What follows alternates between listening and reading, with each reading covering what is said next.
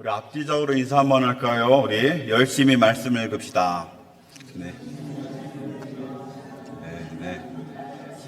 한 번만 더 하겠습니다. 한 장씩은 꼭 읽읍시다. 네, 우리가 성도의 가장 기본적인 경건 생활은 말씀과 기도인데, 우리가 하루에 말씀 한 장 10분 읽는 것, 뭐 짧을 때는 2, 3분이면 읽죠. 우리가 2, 3분, 10분 읽는 것, 우리가 거기서 그 말씀 읽지 않으면 우리가 성도로서 또 하나님의 백성으로 살아가는 것이 참 쉽지가 않습니다.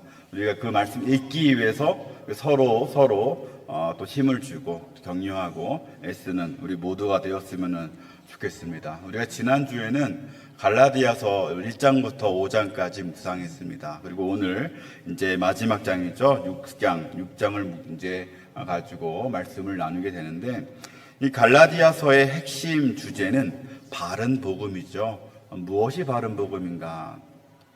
네, 지금 튀르키예 그 중부 지방에 해당하는 당시에 이 갈라디아 지방에 교회들이 여러 개 세워져 있었는데, 그 교회에 큰 위기가 닥쳤습니다. 무슨 위기입니까? 바로 유대 율법주의자들의 거짓 복음들이 들어갔어요. 그 거짓 복음 때문에 이 성도들이, 특별히 이방인 그리스도인들이 큰 혼란이 그들에게 닥쳐왔습니다. 그래서 이제 이 바울이 급하게 이것과 관련된 가르침을 편지로 써서 보낸 것이 바로 우리가 이제 보았던 이 갈라디아서 편지라고 볼 수 있습니다. 바울은 갈라디아서를 통해서 이렇게 가르치는데 핵심 구절이죠. 갈라디아서 2장 16절에 보면 이렇게 말하고 있습니다. 사람이 의롭게 되는 것은 율법의 행위로 말미암음이 아니요 오직 예수 그리스도를 믿음으로 말미암는 줄 알므로 우리도 그리스도 예수를 믿나니 이는 우리가 율법의 행위로서가 아니고 그리스도를 믿음으로써 의롭다함을 얻으려 함이라. 율법의 행위로서는 의롭다함을 얻을 육체가 없느니라. 율법이 아니라 믿음으로 말미암아 살리라. 믿음으로 말미암아 살리라. 믿으십니까, 여러분? 여러분, 우리는 믿음으로 말미암아 삽니다. 유대교 율법주의자들은 이 믿음으로는 부족하고, 우리가 어떤 행위를 통하여서, 우리가 어떤 선한 행실을 통하여서, 또 율법을 지키는 그 무엇을 통하여서 하나님께 인정받고 의인이 된다 생각을 했어요. 그런데 그렇지가 않죠. 우리가 지난 한 주 동안 묵상한 내용이 계속 그 얘기가 반복되었던 건 아닙니까? 우리는 절대적으로 하나님의 은혜로만 우리는 구원받습니다. 오직 예수 그리스도, 우리를 위해 십자가에 달려 죽으신, 십자가에서 피 흘리신 그 예수 그리스도를 믿는 믿음만으로 구원받는다라고 성경은 우리에게 가르치고 있습니다. 그리스도의 보혈이 우리의 죄를 덮으셨기 때문에 우리가 그렇죠? 의인으로 여김을 받게 되었다는 거예요. 그래서 로마서 8장 1절 2절에 이런 말씀 나오죠. 그러므로 이제 그리스도 예수 안에 있는 자에게는 결코 정죄함이 없나니 우리는 이제 더 이상 정죄를 받지 않습니다. 이는 그리스도 예수 안에 있는 생명의 성령의 법이 죄와 사망의 법에서 너를 해방하였음이라. 사랑하는 그 여러분, 오늘 우리 찬양대에서 찬양했지만 예수 그리스도께서 우리를 너무나 사랑하여 주셔서, 너무나 사랑하셔서 우리를 위해 죽으시고 우리를 위해 다시 사시고 우리를 위해 다시 오실 것이라고 하는 그 사실, 여러분들 믿으십니까? 아멘. 믿으십니까? 아멘. 그분이 흘리신 보혈이 우리의 죄를 깨끗하게 씻으셨다라는 사실 여러분들 믿으십니까? 아멘. 이 분명한 믿음이 우리 가운데 있기를 소원합니다. 아멘. 여러분들이 아멘으로 고백한 그 믿음, 하나님께서 은혜로 주신 그 믿음으로 말미암아서요, 여러분들은 의인으로 인정해 주시고 구원해 주신다라고 성경이 이야기하고 있는 거예요. 그러면서 우리에게 무엇이 주어졌습니까? 바로 자유가 주어졌다라고 이야기합니다. 이게 어제 본문이었는데 갈라디아서 5장 1절에 이렇게 되어 있어요.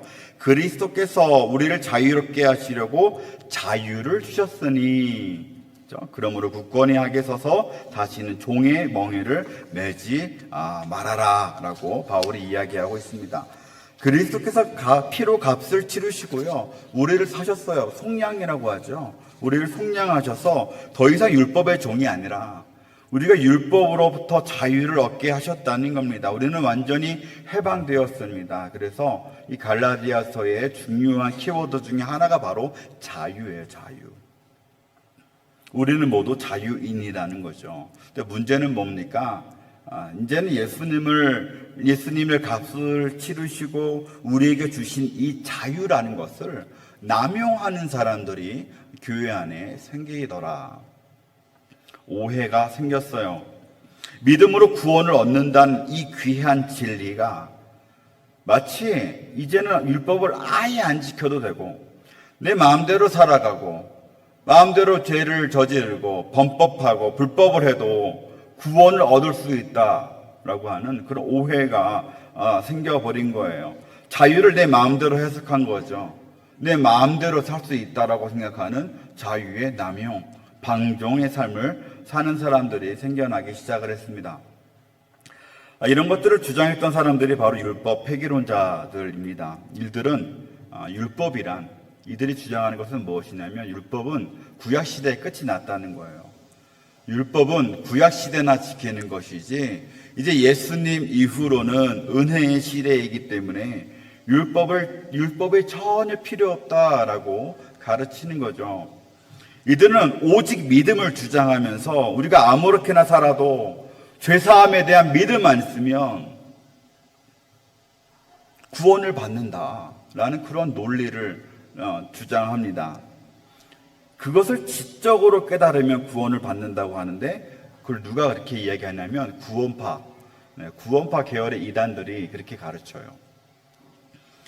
이들은 자신이 구원받는 구원을 받은 정확한 날짜, 정확히 말하면 내가 구원을 받았구나라는 것을 지적으로 깨달은 그 정확한 날짜를 알고 있으면, 그래서 죄 용서받은 것, 나는 이제 의인이 되었구나라는 것에 대한 확신이 있으면 이 방종의 삶도 용납을 하는 데가 바로 이 구원파입니다. 이들은 절대 회개하지 않습니다. 왜요? 회개한다는 것은요, 죄가 있다는 거잖아요. 아니, 어떻게 의인이 죄를 짓습니까? 그래서 이 사람들은 절대로 회개하지 않아요. 내가 죄인인 것을 인정하고 싶지 않아요. 내가 죄를 지을 수 있는 존재라는 것을 인정하지 않습니다. 회개하는 자는 구원받을 수 없다라고까지 이야기하기 때문에 구원을 확신하면 더 이상 죄와 싸울 필요도 없다라고 이야기합니다. 의인이 되었으니까. 의인이 왜 죄와 싸웁니까? 라고 이야기합니다. 그래서 신나게 죄를 지으면서도 도무지 양심의 가책을 느끼지 않아요. 이 사람들은요. 자신을 속이는 거죠. 본인이 더 잘 알지 않겠습니까? 그 안에 분명히 죄와 싸우고 있을 터인데 겉으로는 아니라고 하는 겁니다. 죄를 분명히 지었다는 것을 알고 있을 텐데 회개하지 않는 거예요. 참 재미있는 교리 아닙니까? 기쁜 소식 선교회 여러분 들어보셨죠? 기쁜 소식 선교회 박옥수라는 사람이 이렇게 끌어가고 있는 그러한 곳인데 가장 대표적인 구원파입니다. 얼마 전에 부활절에 이 박옥수가 이 멕시코에 와서 집회를 하고 갔습니다. 제가 한번 자료를 한번 찾아보니까 우리 중미에 있는 4개국 목회자 1,300명이 모여서 같이 말씀을 배웠다. 은혜로운 시간이 되었다. 이렇게 이야기를 합니다. 부활절 칸타타도 했는데 그때 5,000명의 사람들이 모여서 예수님의 부활에 대해서 죄사함에 대해서 이렇게 뮤지컬도 보고 합창도 보고 그런 시간들을 이 멕시코에서 그런 시간들을 가졌다라고 합니다. 이 소치밀코 근처에 이 기쁜 소식 선교회 교회가 있어요. 선교회 담당하시는 그 선교사님이 한 분이 거기서 열심히 하고 있는데 활발히 포교 활동을 하고 있는데 제가 보니까 한국 분들도 예배를 같이 드리고 있어요. 주일 오후에는 한국 분들이 모여서 이렇게 따로 예배를 드리고 있는 것을 보았습니다. 네, 여러분들 주일날 오후에 목장 모임 참여하시기 바랍니다. 아셨죠? 네, 여러분들 주일 오후에 안 보이시면은 혹시 의심이 될 수도 있는 상황이에요. 네, 모여서 하는데 제가 줌으로도 그분들이 하고 있더라고요. 그래서 제가 한번 봤어요. 어떤 설교를 하는지 궁금해서 봤는데 뭐 어쨌든 뭐 설교 내용을 자체하더라도 거기에 한 10명, 20명 정도 가까운 그러한 주로 청년들이 많더라고요.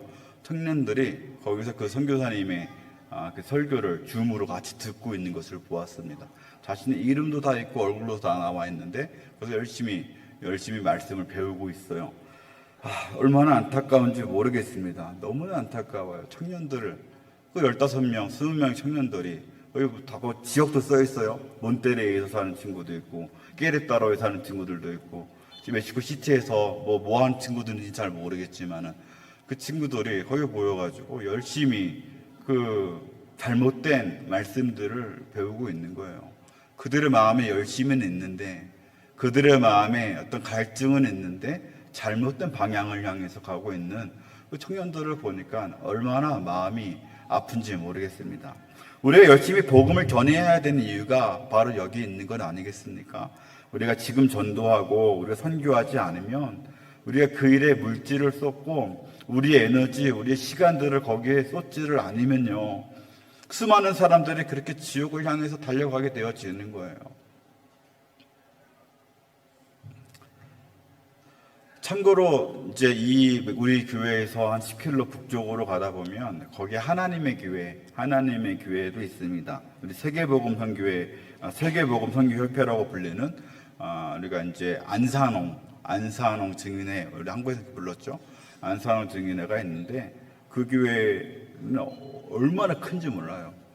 교회가 어마어마하게 큽니다. 자리에 꽉 차서 거기서 예배를 드리고 있습니다. 참 대단해요. 우리나라 이단들이 멕시코까지 진출해가지고 K 이단입니까? 네. 얼마나 정말 마음이 아픈지. 어쨌든 바울 당시에도 지금도 그 구원파들이 율법 폐기론자들이거든요. 근데 바울 당시에도 이 율법 폐기론자들이 자유를 내세우면서 우리는 자유를 얻었으니까 내 마음대로 살아야 돼라는 어떤 방종의 삶을 살았는데 바울은 그것이 옳지 않다라고 지적하는 거죠. 갈라디아서 5장 13절에 이렇게 이야기합니다. 형제들아, 너희가 자유를 위하여 부르심을 입었으나 그러나 그 자유로 육체의 기회를 삼지 말고 오직 사랑으로 서로 종노릇하라. 그리스도께서 우리에게 자유를 주셨는데 그 자유를 나를 위해서, 내 육체를 위해서 범죄하는 데 쓰지 말라고 이야기하는 거예요. 이제는 그 자유를 하나님께서 원하시는 방식으로 사용해야 되는데 그것이 무엇이냐? 사랑으로 서로 종노릇하라. 사랑으로 서로 종노릇하라 라고 이야기하고 있어요. 하나님을 사랑하고 이웃을 사랑하는 이 사랑의 삶, 사랑의 계명을 우리 보고 계속해서 지키라고 하는 것이죠. 예수님께서도 요한복음 15장 10절에서 이 계명을 지키는 것에 대해서 강조하시고 있습니다.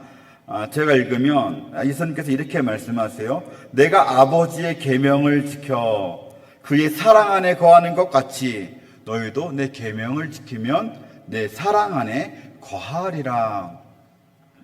예수님은 계명을, 이 율법을 폐하러 오신 것이 아니라 율법을 완성시키러 오셨다라고 말씀하셨습니다. 그러면서 하나님이 주신 그 계명을 지키는 것, 그것이 하나님을 사랑하는 방법이라고 이야기하고 있어요.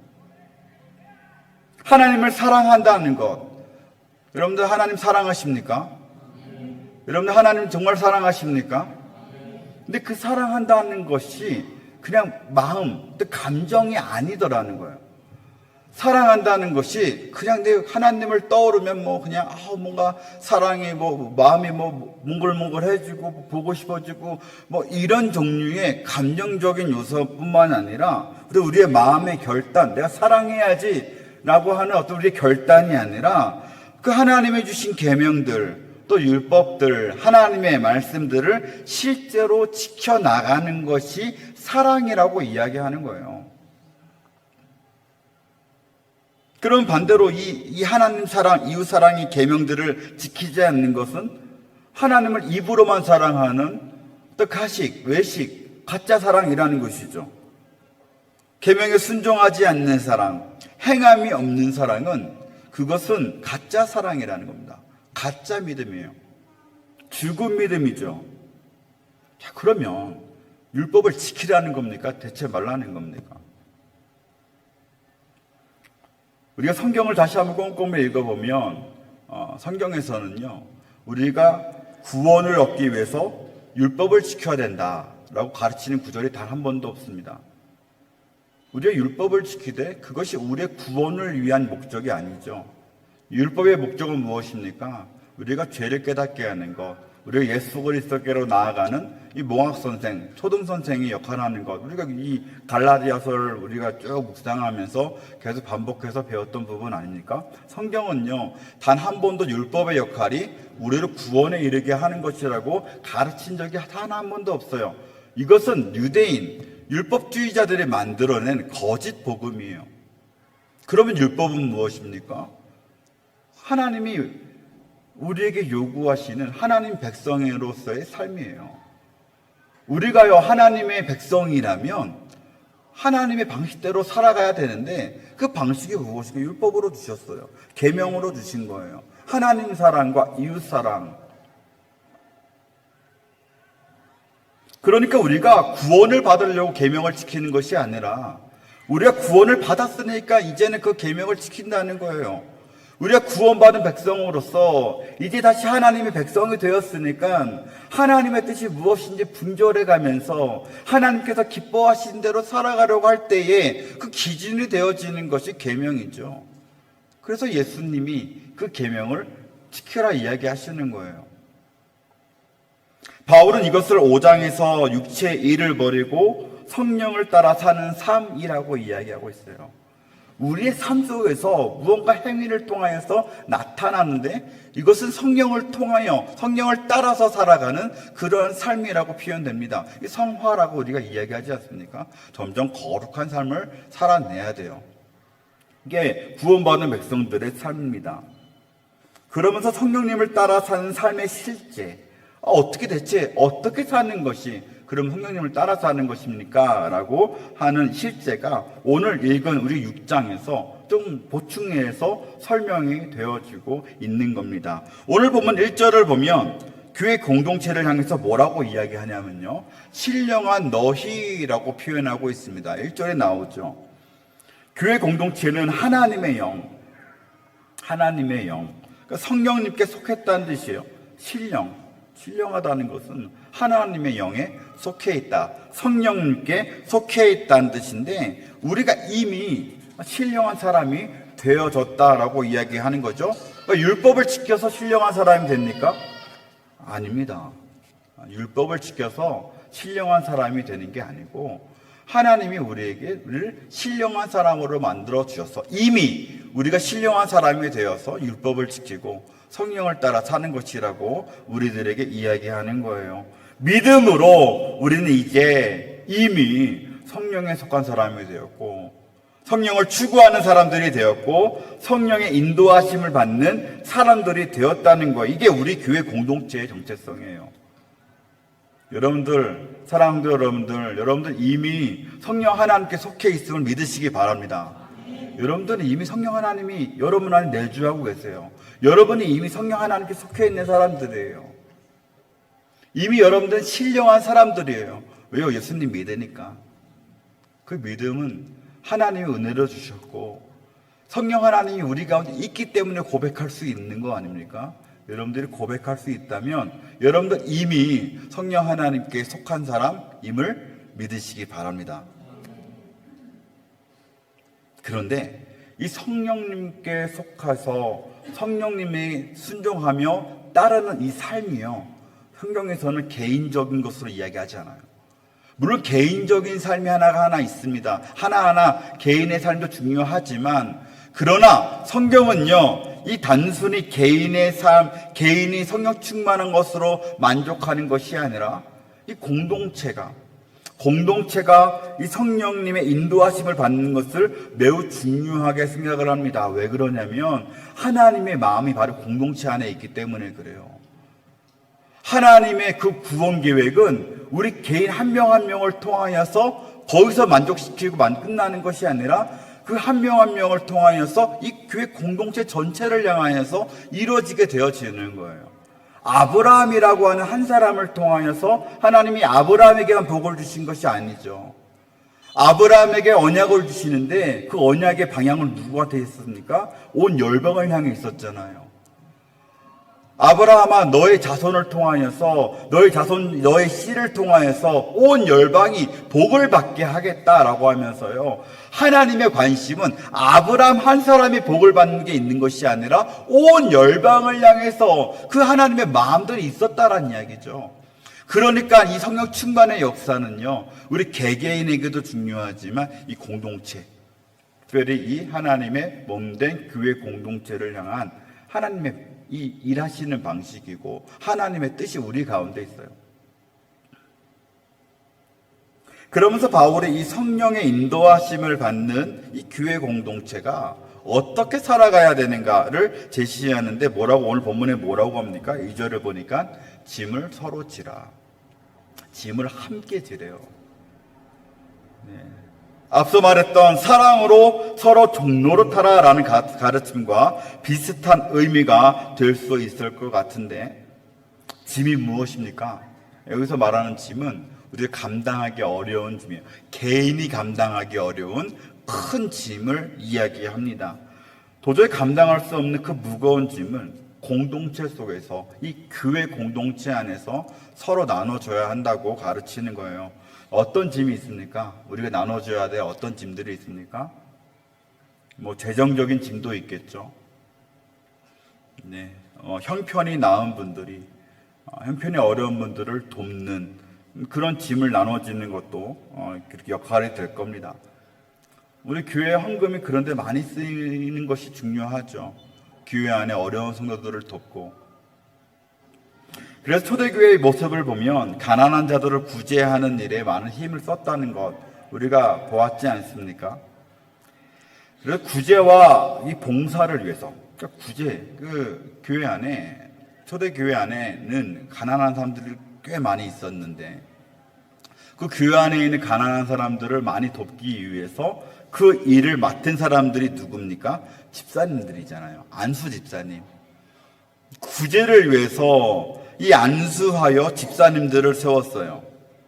지금도 그 일을 위해서 우리 안수 집사님들이 계십니다. 그리고 안수 집사님을 돕는 분들이 누굽니까?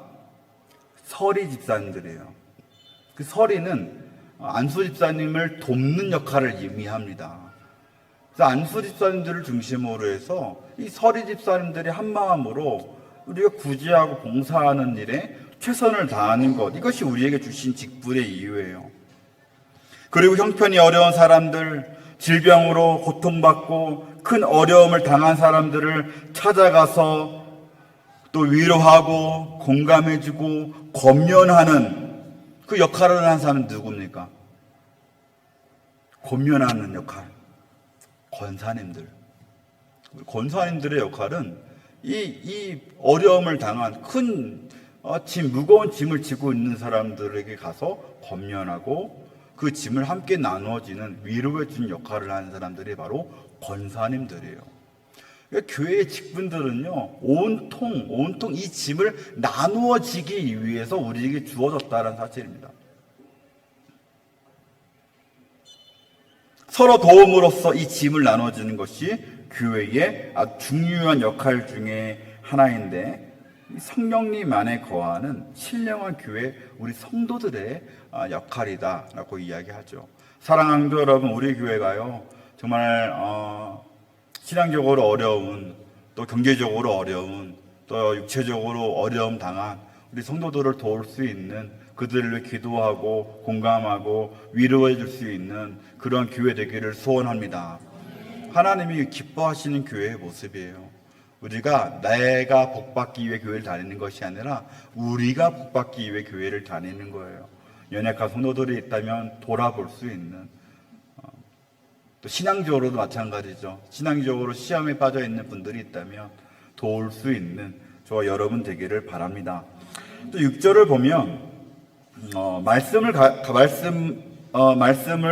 가르침 받는 자는 이 말씀을 가르치는 자와 좋은 것을 함께 하라 권면하는데, 이 또한 짐을 나눠지는 것의 차원에서 이해가 될 수 있겠죠. 말씀을 가르치는 것, 말씀을 가르치는 것은 교회의 또 가장 큰 본질 아닙니까? 성경의 말씀을 가르치고 복음이 무엇인지 가르치고 참된 복음이 무엇인지 바르게 가르치는 그 직분도 너무나 중요합니다. 그래서 사도들이 이 말씀 가르치는 일에 집중할 수 있도록 이 구제와 봉사를 말씀 사역과 분리해낸 거예요. 안수 집사님들, 서리 집사님들이 그 일들을 감당해 줌으로 인하여서 이 목회자들이 말씀을 가르칠 수 있는 시간과 그 에너지들을 확보해 주는 것, 이것이 이제 그 직분에 이 나눠져 있는 역할 아닙니까? 그래서 바울은 오늘 이 본문, 6절의 본문을 통해서 뭐라고 이야기하냐면, 하는 핵심은 뭐냐면, 이 말씀을 가르치고 전하는 자들의 그들을 재정적으로 배려해 주라고 이야기하는 거죠. 뭐 좋은 것을 나누라라고 이야기하는 것은 재정적인 도움을 이야기하는 것입니다. 이 말씀을 가르치기 위해서 다른 생계 수단을 갖지 못하는 이 목회자들을 도움으로써 그들의 짐을 서로 나눠지라고 이야기하는 겁니다. 오해하지 마십시오. 그래서 저한테 좋은 거 갖고 오라고 하는 이야기는 절대 아닙니다. 네. 우리 권사님들이 한 번씩 김치도 갖다 주시고 과일도 갖다 주시고 저는 너무나 행복하긴 한데 뭐 가져와라 이런 말로 이걸 사용하고 싶은 게 아니라 이 본문에서 하고 싶은 이야기는 그런 거예요. 적어도 우리가 이 부서에서 또 여러 모양으로 이 말씀을 가르치시는 사역자들이 있습니다. 맞죠? 청년부에서 우리 유초등부, 중고등부, 또 우리 제자반, 또 여러 모양으로 말씀을 가르치는 모든 사역자들에 대해서 여러분들이 우리가 적어도 감사의 마음을 가지고 또 그 말씀을 가르치는 것에 대한 또 존중하는 마음을 가지고 그들을 섬길 필요가 있더라 하는 것이죠. 사랑하는 성도 여러분, 우리가 그것을 통하여서 우리 교육자들, 목회자들이 갖고 있는 짐을 함께 기쁨으로 나눠줄 수 있는 우리 교회 되기를 소원합니다. 그런데 본문 1절, 2절에서 말하고 있는 이 짐이라는 것이 여러 가지 이런 짐들도 있지만 재정적인 짐, 또 경제적인 이렇게 육체적인 어려움으로 인하여 지게 되어지는 그런 짐도 있지만 조금 더 정확하게 말하면 죄의 짐이에요. 죄의 짐. 1절을 보면 뭐라고 표현하죠? 무슨 범죄한 일이 드러나거든 이라고 표현하고 있어요. 무슨 범죄한 일이 드러나거든. 이것을 문자적으로 좀 이렇게 헬라어로 그대로 풀어보면 이런 겁니다. 옆으로 넘어졌다라는 뜻이에요. 옆으로 넘어졌다. 네. 발을 헛디뎌가지고 옆으로 넘어진 것, 곁으로 넘어진 것이라는 그런 의미인데요. 이 앞선 5장이랑 좀 이렇게 연결해가지고 살펴보면 성령을 따라 행하는, 우리가 성령을 따라서 행하는 것이 바른 삶인데, 성령을 따라 행하는 것이 구원받은 성도의 삶인데 그 삶에서 벗어난 것, 그 삶에서 벗어난 것, 그래서 넘어서서 범죄한 것이라고 우리가 이해할 수가 있습니다. 네, 어떠한 예가 있냐면 갈라디아서 5장 19절부터 21절의 내용에 이런 말이 있죠. 육체의 일은 분명하니 음행과 더러운 것과 호색과 이거 다 성에 관련된 이야기예요. 이게 음란에 대한 문제들이죠. 우상 숭배와 주술과 열매 맺는 것과 분쟁과 시기와 분냄과 당 짓는 것과 분열함과 이단과 투기와 술 취함과 방탕함과 또 그 같은 것이라 이러한 죄들을 이야기하는데요. 그러니까 교회 공동체 안에서 성령님을 거스리고 육체를 따라 사는 죄를 범하는 그런 지체가 있다면, 그것으로 인하여서 넘어져 있는 지체가 있다면, 그 죄의 짐에 의하여서 쓰러져 있는 지체가 있다면 그를 바로 잡아서 일으켜주는 것, 이것이 본문에서 말하는 짐을 나눠지는 것이라는 거예요. 1절에서 나오는 이 바로잡다라는 표현은 또 헬라어로 원어를 그대로 보면 그물을 손질한다라는 뜻입니다. 그물이 막 끊어지잖아요. 어부들이 보면은 이제 낚시를 다 하고 그물을 다 끌어올리다 보면 손상된 것이 참 많이 있습니다. 왜냐하면 고기 같은 것이 딸 올라오면 고기를 떼는 과정에서 칼로 그 줄을 끊어버리거든요. 근데 그런 것들을 다 이제 꺼내놔가지고 말리면서 하나하나 다 손질할 필요가 있어요. 그래야지 이 그물의 역할을 바르게 할 수 있지 않습니까? 마찬가지예요. 여기서 말하고 있는 바로잡다라는 표시는 그물을 손질한다는 것인데 우리의 신앙이 바르게 되어지도록 손질한다라는 뜻이죠. 보완하는 거예요. 회복시키는 거예요. 그들을 온전하게 다시 회복시켜서 이 성도의 본분을 잘 감당할 수 있도록 만드는 것이 우리가 함께 지어야 되는 성도의 짐이라고 좀 더 구체적으로 디테일하게 이야기하고 있어요. 그래서 2절을 보면 뭐라고 합니까? 서로 짐을 짐으로써 그리스도의 법, 성령의 법을 성취하라라고 이렇게 이어서 이야기하고 있는 거예요. 오늘날 교회가 세상으로부터 비난받는 이유가 무엇입니까? 오늘날 교회가 교회 안에서 많은 문제가 발생하고 또 쉽게 분열되는 이유가 무엇입니까? 우리 안에 있는 그 죄를 우리가 그냥 간과하기 때문에 그래요. 우리 공동체 안에서 죄를 지은 사람들이 있는데 그 죄에 대해서 우리가 돌이켜 회개하게 하고 그들이 일어나게 하고 그들을 바로 세워주는 것이 이 교회의 역할이고 공동체의 역할인데 우리가 보고도 못 본 척하는 거예요. 목회자들도 함부로 이야기하지 못합니다. 당회도 함부로 이야기하지 못합니다. 왜 그럴까요? 시험 들을까 봐. 떠날까 봐.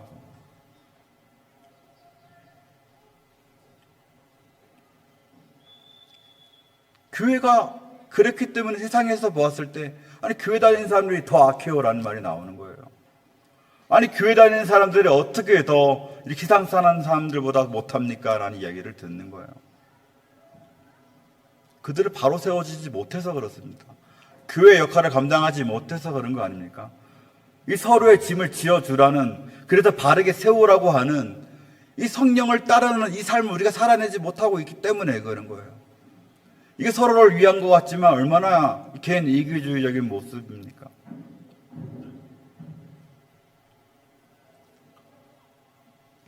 교회 공동체 안에 이와 같이 육체를 따라 사는 사람들이 많아질수록 그들을 방치할수록 교회 공동체는 그래서 허물어질 수밖에 없는 겁니다. 서로 죄의 영향을 받게 되어지고 함께 죄를 짓게 되고 그것으로 인하여 공동체가 분열로 갈 수밖에 없는 거예요. 잘못된 신앙, 또 잘못된 믿음, 거짓 믿음이 우리 가운데 있다면 바울처럼 바른 복음을 가르쳐야 되고, 또 우리 중에 죄에 빠져 있는 성도가 있다면 우리가 함께 슬퍼하고 그들을 위해 기도하고 다시 바르게 세워주기 위해서 공동체가 다 함께 하나님이 주신 그 지혜를 동원해서 다 함께 노력해야 되는 거예요. 그들의 신앙의 회복을 위해서, 그들의 죄로부터 돌이키기 위해서, 그들이 다시 성령 하나님께 통치를 받고 성령 하나님의 인도하심을 받게 하기 위해서. 그런데 이 짐을 함께 지는 데 있어서 중요한 조건이 하나 따라 붙습니다.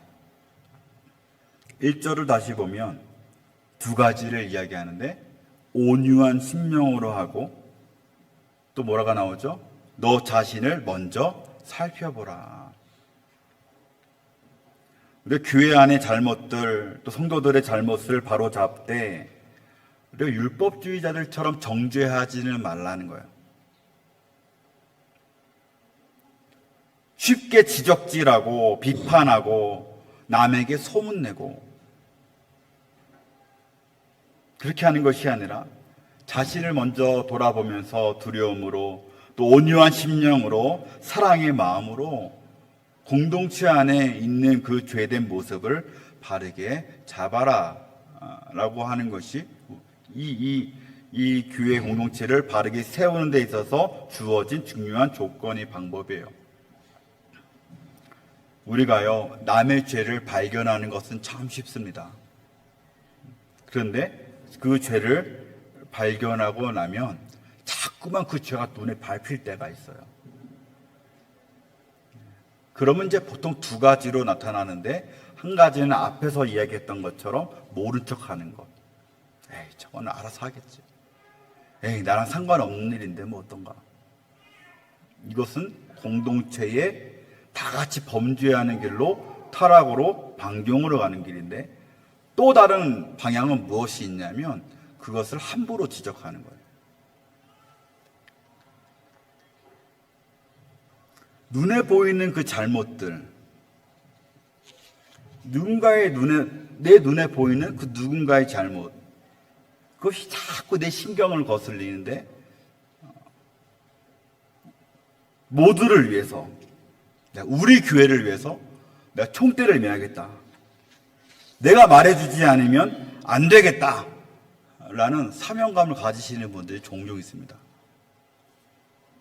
그 사람을 위한다고 하면서, 교회를 위한다고 하면서 기도 한 번 없이, 사랑의 마음 없이, 성령의 인도하심 없이 그저 지적질만 하는, 정죄만 하는 그런 사람들이 있습니다. 제가 몇 차례 설교할 때 말씀드렸죠.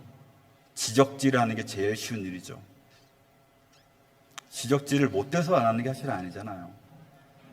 우리가 남의 잘못을 못 봐서 안 그러는 거, 못 봐서 우리가 가만히 있는 거 아니지 않습니까? 지적질하는 것이 제일 쉬운 건데, 정죄가 제일 쉬운 일인데, 그것이 마치 자신의 은사인 것처럼요. 매사에 그렇게 지적하고 비판하는 사람들이 있습니다.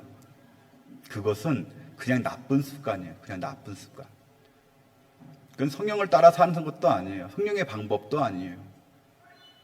그거는 자신 안에 있는 그 죄의 습관을 그냥 따라가는 거죠. 3절을 보면 남을 쉽게 정죄하는 사람에 대해서 이야기하고 있는데, 이렇게 얘기해요. 아직 아무것도 되지 못했지만 된 줄로 생각하는 것, 그것은 스스로 속이는 것이다. 무슨 말이냐면요, 스스로 자신이 대단한 존재라고 착각하는 거예요. 자신이 남들이 보는 것보다, 또 하나님이 보는 것보다 자기 자신을 너무나 과대평가하며 살아가는 거죠. 나는 저 사람들보다는 그래도 영적으로 뛰어나다고, 저 죄를 지은 사람들보다는 영적으로 또 도덕적으로 낫다고 생각하는 그러한 교만한 사람들이 있다는 겁니다. 남들보다 괜찮은 몇 가지가 있다고 해서, 사회적으로 내 지위가 괜찮다고 해서, 물질적으로 내가 더 풍요롭다고 해서, 신앙적으로 예배를 더 잘 나가고 헌금을도 더 많이 하고 봉사도 더 많이 한다고 해서, 내가 또 직분을 받았다고 해서 스스로가 대단한 존재가 된 것처럼 착각하고 교만에 사로잡힌 사람들이 있더라는 거예요. 이런 사람들은 늘 정죄하고 늘 비판하고 늘 불평하고 다른 사람들의 허물만 문제 삼으면서 분쟁을 자꾸만 일으킵니다. 그런데 그런 사람들을 향해서 자기 자신을 속이는, 자기 자신마저도 속이는 어리석은 자라고 이야기하는 거죠. 스스로를 속이는 자.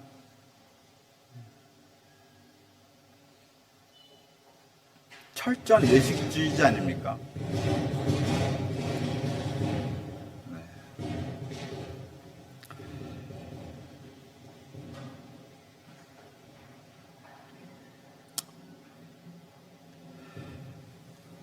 성경은 성도들을 향해서 성도들을 바르게 세움에 있어서 사랑 없는 차가움으로 하지 말라고 이야기하죠. 사랑 없는 차가움으로 하지 말고 따뜻한 온유함으로 하라고 이야기하는 겁니다. 성령의 사람은 온유한 마음을 가지고 한 영혼에 대한 불쌍히 여기는 마음, 한 영혼에 대한 그 사랑의 마음을 가집니다. 성령의 사람은 형제 자매가 죄를 지었을 때에, 그것을 발견했을 때 그들을 무조건 비난하고 정죄하는 데 목적을 두는 것이 아니라 한 영혼을 불쌍히 여기는 마음, 한 영혼을 사랑하는 마음으로 그들을 하나님이 원하시는 모습으로 회복시키는 것에 목적을 두고 그 애를 쓴다고 이야기하는 겁니다. 또한 바울은 남을 바로 세움에 있어서 자기 자신을 먼저 돌아보라고 이야기하죠. 1절에서 살피라 라고 이야기하는데 이것은 자신에 대해서 조사하라는 뜻이에요. 자신이 어떤 사람인지를 연구하라는 뜻이에요. 그 4절에서도 또 나오는데 4절에서 각각 자기의 일을 살피라 라는 표현들이 나오는데 4절에서 나오고 있는 이 살피다 라는 표현은요, 1절에 나오는 살피다 라는 표현과는 또 다른 표현입니다. 4절에 나오는 살피다 라는 뜻은 무슨 말이냐면 더 강한 어조인데 순금이 이게 진짜 순금인지 아닌지를 위해서 불로 한번 태워보라는 뜻이 있어요. 순금을 가려내기 위해서 불로 검사하는 것처럼 자신을 검사하라는 거예요.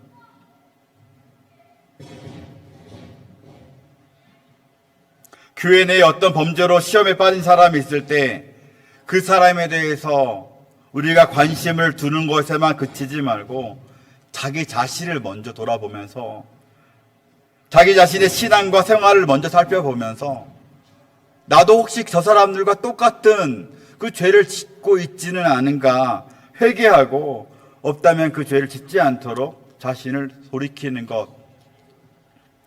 예수님께서 뭐라고 얘기하셨습니까? 누가복음 6장에 보면 이렇게 얘기합니다. 어찌하여 형제의 눈 속에 있는 티는 보고 내 눈 속에 있는 들보는 깨닫지 못하느냐. 바울도 로마서 2장에서 이렇게 가르쳤습니다. 그러므로 남을 판단하는 사람아,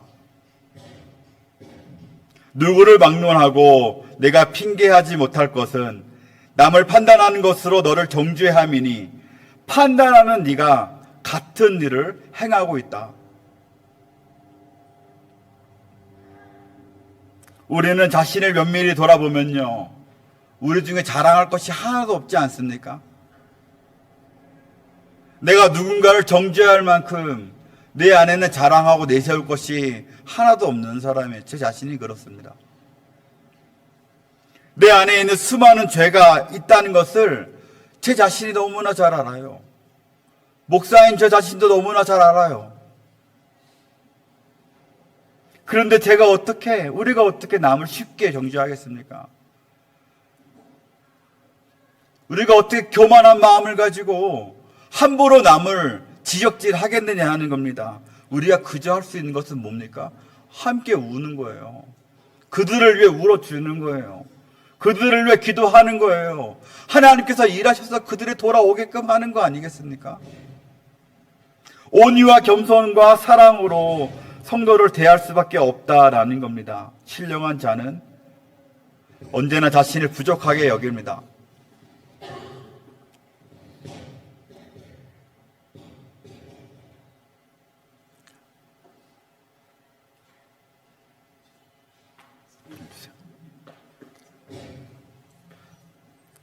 네, 앞에는 아예 꺼주십시오.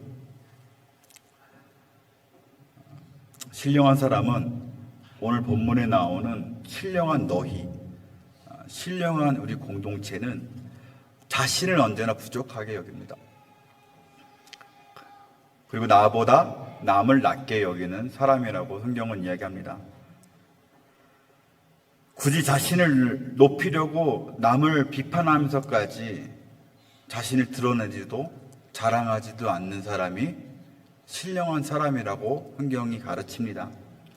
오직 예수 그리스도의 십자가만을 자랑할 뿐이라고 이야기하고 있습니다.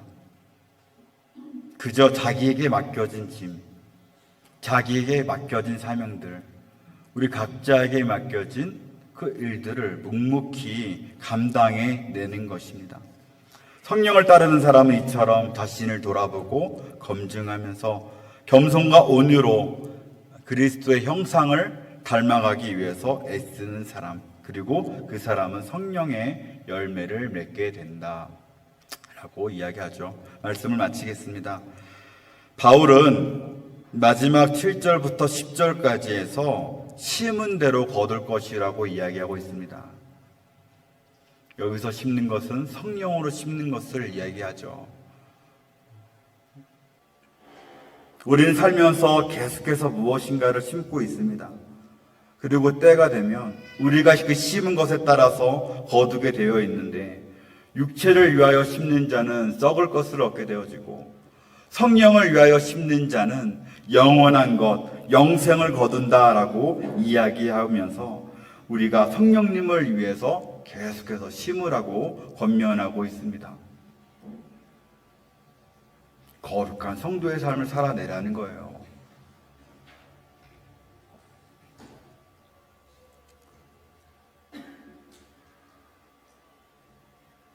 성령님을 따라 하나님 나라를 위해 뿌리고 심으라는 것인데, 그런데 쉽지가 않죠. 그래서 바울이 뭐라고 얘기하냐면, 선을 행하되 낙심하지 말아라. 우리가 선을 행하다 보면, 열심히 씨를 뿌리다 보면, 우리의 공동체가 짐을 함께 지다 보면 반드시 낙심하는 일들이 우리 가운데 있게 된다.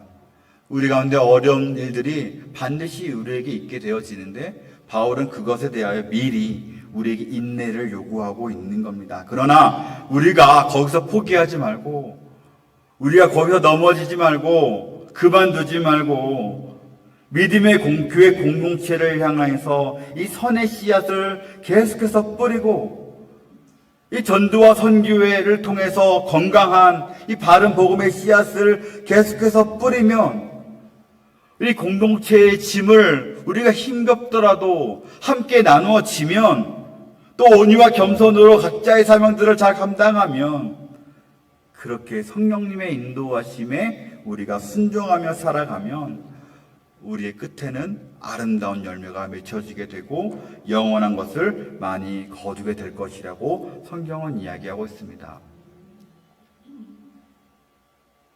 사랑하는 성도 여러분, 우리가 선한 것을 많이 심었으면 좋겠습니다. 우리 교회가 성령님의 것으로 많이 심을 수 있기를 소원합니다. 그런 영원한 것을 많이, 우리가 좋은 것들을 많이 심음으로 인하여서 여러분들의 가정에, 우리 교회에, 여러분들이 살아가고 있는 그 일터에, 또 우리가 살아가고 있는 이 땅, 이 멕시코 민족을 향하여, 또 이 한인 사회를 향하여서 우리가 바른 것들, 영원한 것들, 성령의 것들을 많이 뿌림을 통하여서 영원한 것을 많이 거둘 수 있는 저와 여러분 되기를 주님의 이름으로 축원합니다.